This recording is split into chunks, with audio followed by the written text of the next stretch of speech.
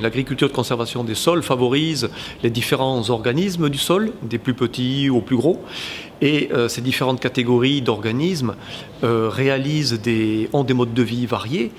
Et le résultat de tout ça, c'est que ça aboutit à un fonctionnement nouveau du sol qui se traduit par un meilleur fonctionnement du sol permettant à l'agriculteur de faire des économies d'intrants et de pratiques, donc à avoir un métier plus agréable à conduire et à avoir des cultures qui poussent plus facilement une fois que le sol a été transformé par ces organismes. Parmi les services rendus par la biodiversité, il y a une plus grande capacité à stocker l'eau, d'abord une meilleure infiltration des grosses pluies, pour amélioration significative de la réserve hydrique, du réservoir utile des sols, donc une meilleure réserve d'eau dans le sol, ce qui fait que les cultures peuvent mieux résister à des périodes de sécheresse par la suite. Le sol étant couvert par des résidus, il ne chauffe pas, ou en tout cas il chauffe moins sous l'effet des rayons du soleil, et chauffant moins, il perd moins d'eau.